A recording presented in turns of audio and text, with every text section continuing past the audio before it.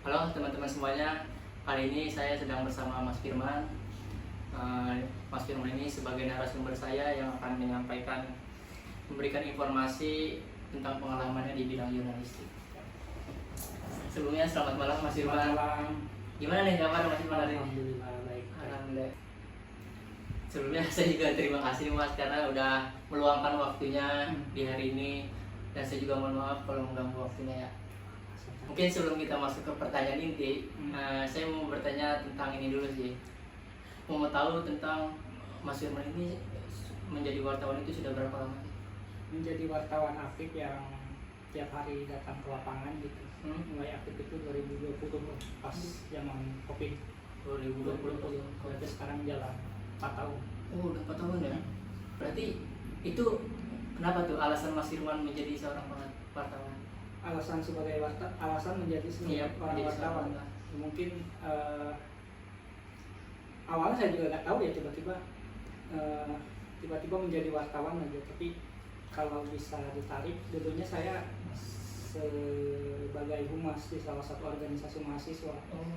Karena di sana mungkin banyak berhubungan dengan media, terus menulis gitu, melaporkan kegiatan-kegiatan organisasi. Ya dari situ timbul ya banyak menjalin relasi sama media. Akhirnya setelah dari organisasi itu selesai, karena mungkin ada relasi itu ya saya manfaatkan gitu, terus gabung di salah satu media. Berarti awalnya itu dari humas dulu ya, humas organisasi. Baik. Ya, jadi pertanyaan saya, Mas kan sudah lama sebagai wartawan. Selama Mas menjalankan menjadi seorang wartawan, itu tantangan terbesar apa yang pernah Mas lakukan selama sebagai wartawan? Tantangan terbesar itu konsisten untuk menyelesaikan berita yang telah dirancang gitu. Karena satu berita itu tidak selesai dengan satu kali publikasi kan, masih ada pendalaman lain, orang-orang lain yang terlibat di dalam salah satu berita. Mungkin tantangan terbesarnya itu menyelesaikan satu berita, kalau istilah di medianya itu running berita. Ketika satu berita udah dinaikin itu kan melibatkan banyak pihak ini yang harus kita selesaikan, yang harus kita kejar gitu informasinya. Oh begitu ya Mas. Berarti dari berita running gitu. Iya. Oke. Selanjutnya ke pertanyaan kedua Mas. Bagaimana Mas Firman dapat memutuskan bahwa berita yang Mas liput ini layak dipublikasi atau tidak? Setidaknya saya memegang teguh pada prinsip 3, aktual dan berdampak. Faktual dan berdampak. Kalau tidak ada ketiganya, satu berita itu tidak bakal lengkap. Oh tidak Pak. Jadi Mas berpatokan dengan tiga prinsip tersebut ya. Oke baik. Selanjutnya pertanyaan selanjutnya yaitu Mas kan seorang wartawan. Bagaimana Mas mengumpulkan informasi sampai informasi tersebut dapat dilaporkan atau dipublikasi? Berapa lama? Berapa lama kalau saya mungkin karena di media online ya yang syarat dengan kecepatan, 1 hari juga cukup.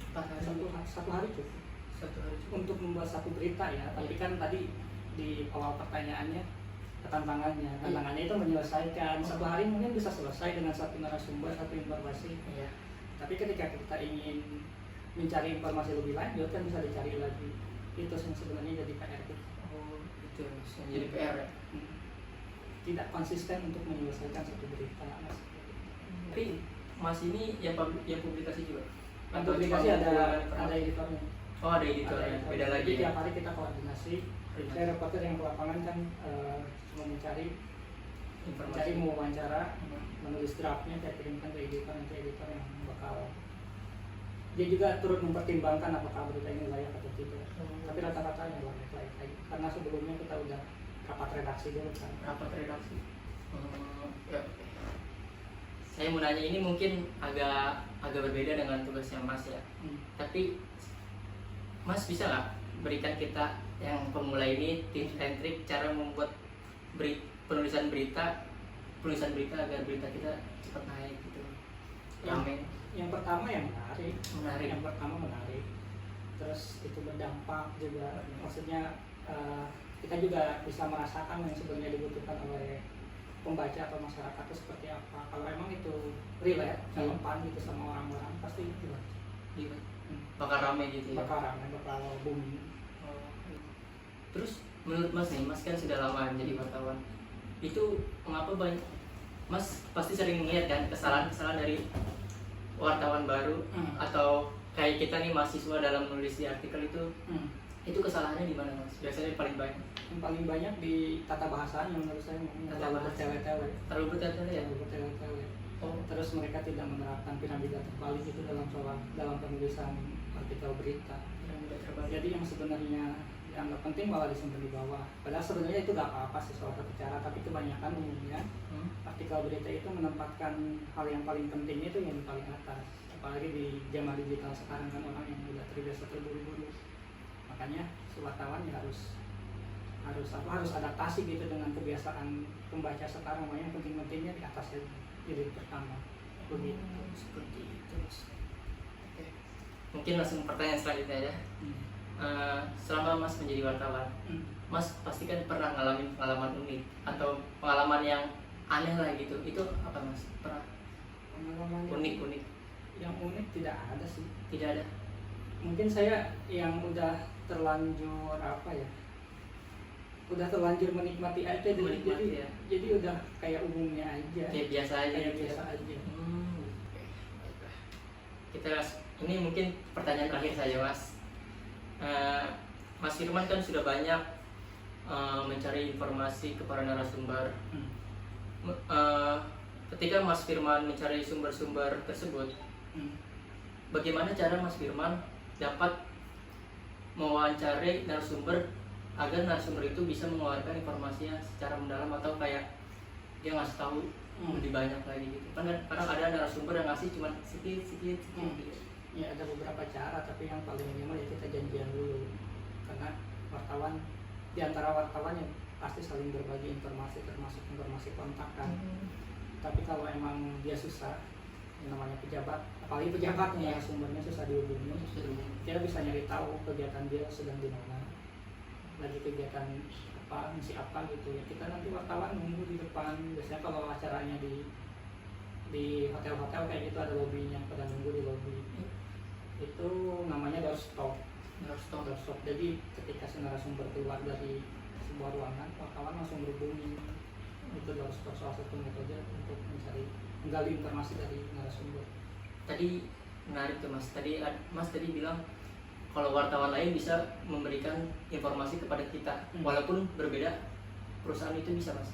Bisa. Itu dia tidak apa-apa itu? Tidak apa-apa selama tetap mematuhi kebijakan redaksinya dia. Karena meskipun ya, tadi kan medianya kan beda, jadi dia punya kebijakan redaksi yang berbeda. Tapi ketika informasi isunya yang sedang diangkat sama, ya tidak ada salah. Oh, kirain saya ya dia cuma ngambil informasi untuk khusus dia agar berita dia sendiri yang naik. Enggak. Oh tidak ya? Enggak juga. Nah, ini ilmu yang berharga nih buat saya sebagai mahasiswa mengetahui hal ini Mas. Mungkin pertanyaannya cukup segitu aja kali Mas ya. Oke, siap.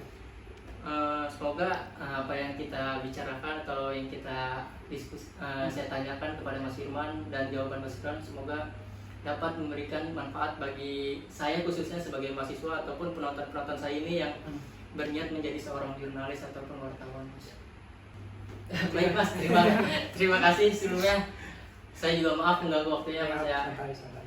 Mungkin sebelum kita akhiri wawancara ini, Mas ada nggak pesan-pesan ke penonton saya apa yang harus dia lakukan ketika dia mau menjadi seorang jurnalis, atau pesan-pesan apa yang Mas ingin sampaikan kepada generasi sekarang? Iya, kepada penonton yang ingin atau bercita-cita menjadi seorang jurnalis, ya tetap konsisten aja gitu, komitmen kepada pekerjaannya, jangan takut dengan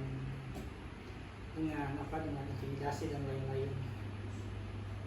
Begitu. Mungkin segitu aja teman-teman wawancara saya dengan Mas Firman sebagai narasumber saya yang sudah menjadi wartawan sudah 4 tahun ya Mas ya, sudah menjadi wartawan 4 tahun kurang lebih. Ya mungkin segitu saja, kurang lebih ya mohon maaf. Dadah.